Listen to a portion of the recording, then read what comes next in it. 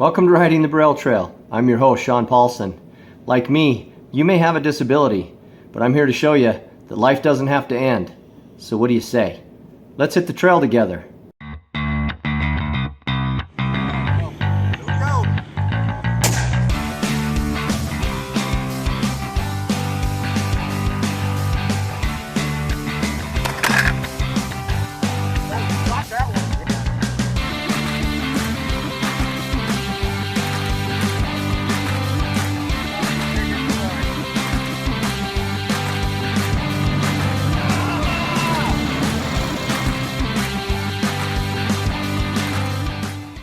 Welcome to Riding the Braille Trail. I'm your host, Sean Paulson. It's been a while since I've posted a video. I've been really busy with a project I've been working on now for about a year and a half. And I'm really excited to bring this to you today and to get this out there for people. Some of you already know, but I've been writing a book for the last year and a half. When I was diagnosed with my illness, one of the things I've always wanted to do in my life was write a book. So that kind of rose to the top of the things that I wanted to do. And I have spent the last year and a half focusing very deeply on getting this book out. I'm really excited at this point because my release date for the book is February 10th. So it is coming up, and it's about my life. It is a memoir, so it starts from my childhood and some of the things that I've gone through in my life, and it also highlights on this illness and the way that I'm dealing with it and my ability to remain positive and continue to do the things that I love. The book is called Why Not Me? Choosing to be Positive in the Face of Adversity, a memoir of fear, trust, and illness. February 10th, this will be available, but you can order it right now on Amazon and Barnes & Noble. It was very difficult for me to put this together and get it into a form that is actually readable. Being blind has a lot of challenges, and writing a book is a huge challenge. But I'm really happy with how it came out, and I hope you guys really enjoy it and want to read it. So I'm going to play a interview that I did on a local television station here with this, and at the end I'll put the links where you can purchase the book, Amazon, Barnes & Noble, and I hope you guys enjoy it, and it helps you, and it inspires you to do the things that you want to do in life. Untamed TV. Untamed. Untamed. All right, everybody, it's Farrell and Amy. And we are here with Sean. Sean Paulson. I forgot Untamed TV. It's Untamed TV with Farrell And Amy. and Sean. Still Sean. It's still Sean. We got to get you a fancy name. The whole segment will be you messing up the beginning. I know. So we're here with the author, Sean Paulson, which, Sean, it seems kind of weird to think of you as an author, right? Well, what would you think of him as? More like a hitman for the mob or something, the way he's missing his Yeah, Secret Service, something. Yeah. Yeah, you could be a bouncer. Exactly. But in your book is called Why Not Me? And you pretty much look like a bad ASS. Well, Like, you look like awesome on this book. possibly a bad example of it. So what inspired you to write this book? What made you decide, I'm going to write a book?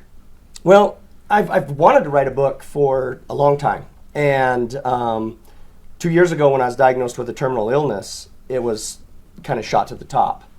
Everybody has a bucket list, and it's like the cream rises to the top, and so with me it was the dream that rose to the top.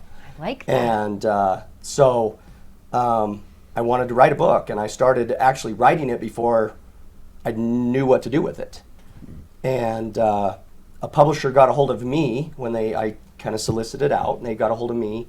I explained to them what I wanted, and I signed a contract that night. So, Oh, really? yeah. And the name Why Not Me? What was the reasoning behind that title? Well, it started with in the blink of an eye. Because of the illness that I have, I lost my vision in 6 weeks. It took 6 weeks to go from 20/20 vision to a 90% vision loss. So it was a lot like watching the old black and white movies where the blob would just eat up everything, except for with me, it was just my vision. And so I wanted to name it In the Blink of an Eye. And as I was going through and as I was doing things, more and more people would come to me and they would say, you know, you're such a great guy. And well, those are people that didn't know me really well. Right. It wasn't me. I didn't say that. But you know, or you know, you all of this stuff, all of these things have happened to you in your life. You know, it's just not fair. It's not fair. Why you? And my only answer was, well, why not me? Right. I'm just as human as any person on this planet, and just as susceptible to any disease that's here. And so, why not me? Just kind of stuck. And so that's it made more sense to me. And then, of course, choosing to be positive in the face of adversity, because that's the whole thing. Is I have two choices. I can sit on a couch and just let this thing run my life. Get body rot. Yeah. Bed Or sores. I can continue to do what I do, And inspire people along the way. and hopefully that's the plan. Yeah. Yeah. That's amazing. So you say you're diseased because you don't look sick. You don't look like you have a disease. What exactly? I mean, I'd ask what it's called. I'm sure there's some big. Well, long he does medical have a name for it. chapter called Dr. Jekyll and Mr. Hyde. Mr. Hyde. That's actually about my father. Oh, to be really? honest. Yeah. So this is also memoirs. It is, and it started as the whole In the Blink of an Eye was more about the disease, and then I thought to myself, you know, there's more to this and to my journey than just the disease, just my disorder, and so it kind of grew, and now it's more of a memoir. It started from my childhood and all the things I did as a kid. There's a chapter called "My Mom Never Believed I'd Live to Be Past 13." Because she would always tell me that you'll never live to be older than 13. It's the longest name for a chapter I've ever heard. Well, it's and just, I kind of love it. And then when I turned 14, she'd say you won't live past 14, and then 15, and when I turned 18, she says you're an adult. I don't care anymore. So, My parents did me when I was 14. yeah, they didn't care anymore. They just kicked you out. So it became more of a memoir. But the disease was the original idea behind it. There is no formal diagnosis for what I have. I have an informal diagnosis because it's a DNA disorder. So it's in my DNA. It's in my genetic makeup. The closest that they can come to is what's called mitochondrial encephalomyopathy, lactic acidosis, and stroke symptoms. God bless you. Good Lord, yeah. Yeah. And Gesundheit. if you know anything about medical terminology, the longer it is, the worse it is. Oh, okay. Right.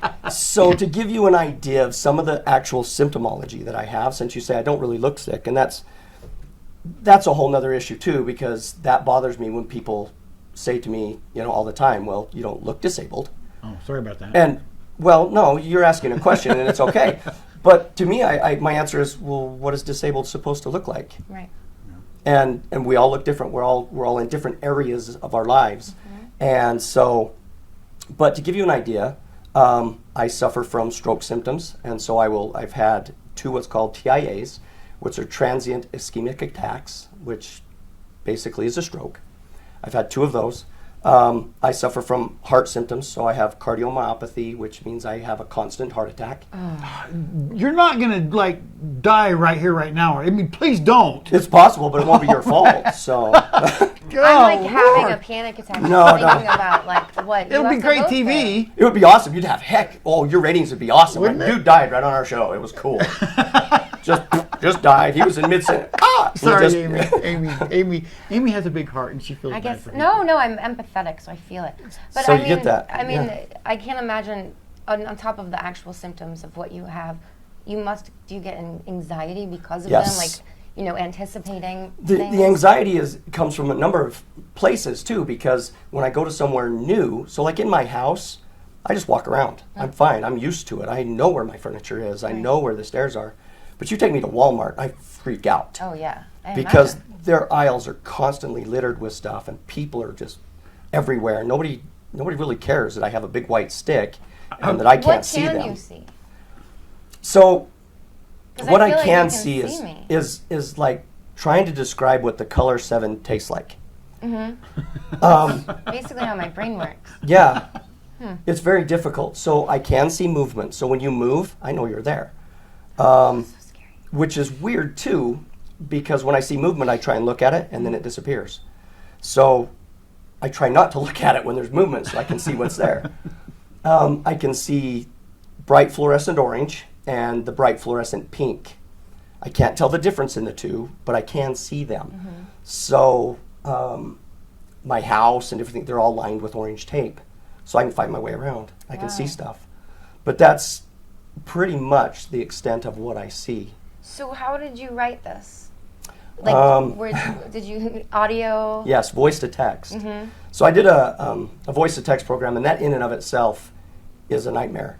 Because as we're going through it, after I wrote the original text and I handed it to the editor gave me a call, and she said, I'm just going to read you this sentence, exactly how it's worded, and I want you to tell me what you meant. And I went, okay.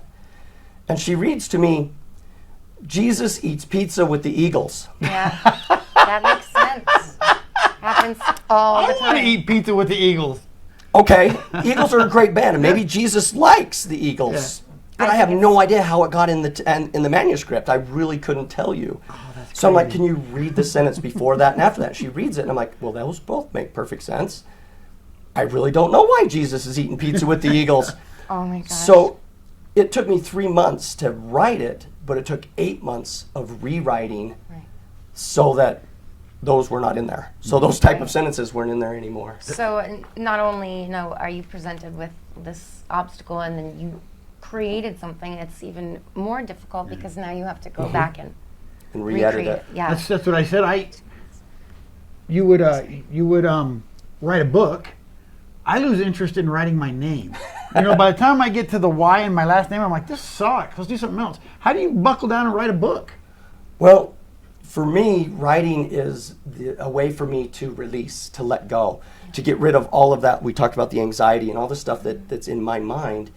The easiest way for me to do it is to write. Now, I've been a comic and I've done hypnotism most of my life, so I write a lot.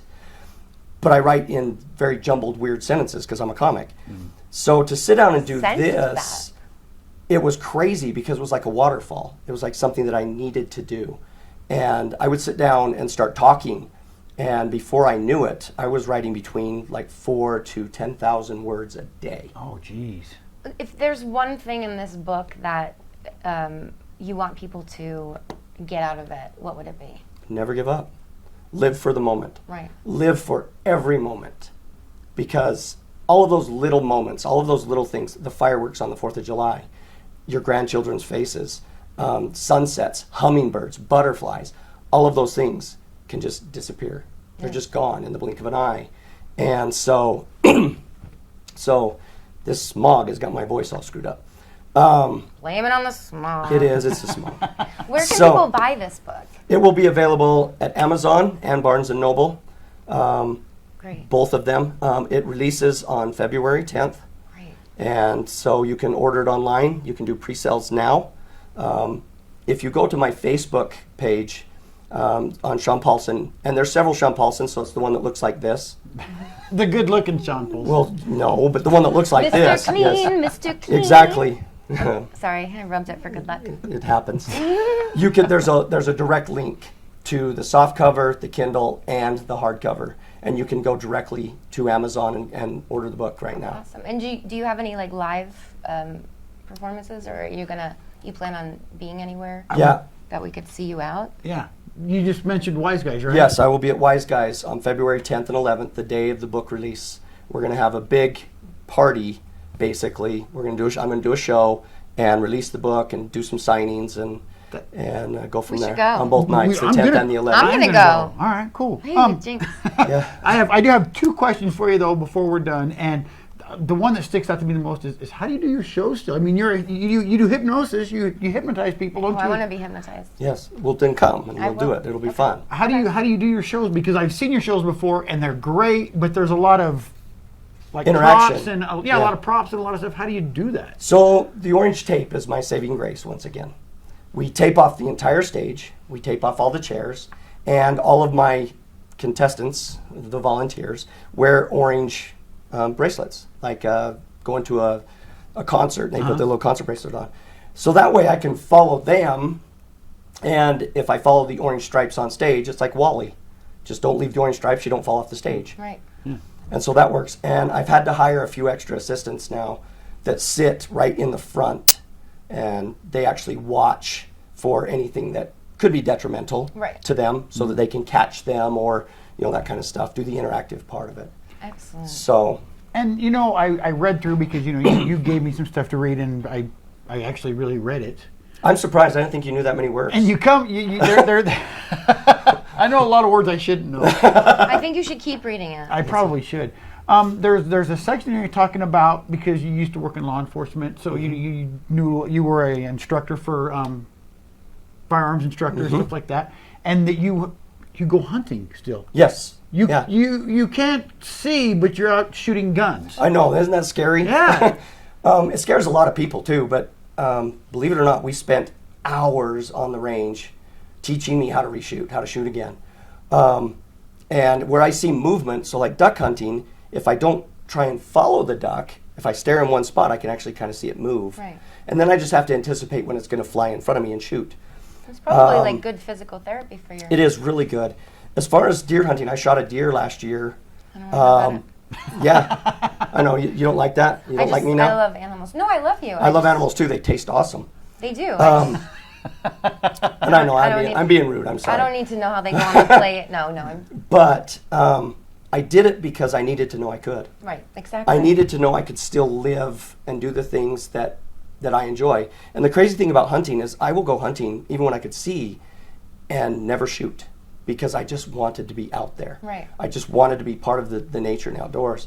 And I wanted to know I could still do that I could go hike the mountain, and that I could stalk the game and get what I needed. And it was a very difficult thing for me when I actually did shoot my deer. Believe it or not, I missed it the first time at 10 feet. It was standing 10 feet away from me. Yeah, it's such a great story in that book so, that yeah. I read. Yeah. And but yeah, it was one of those things that I needed so that I could be okay with my life and say it is okay. I can still do these things. And to this day, I truly believe that deer sacrificed itself so that I could live. I'm gonna cry. You are such an inspiration. I can't wait. We should all go out and see him live February 10th and 11th. 10th and 11th. And his shows are super family friendly. They're not. Find Sean Paulson on Facebook. Yep. And click the link. Buy this book. I'm halfway through it, and it is really just. Oh, there's pictures. There's pictures. I can there's read that book. everything. We don't want to give too much else away. But thank you so much for Yeah, Sean, thank you so much for coming. finding Thank you. your I way appreciate here it. in this awful weather. So, It's awful. Sean Paulson, why not me? Why not me? Why not you? Go buy the book. Hunting, TV, hunting.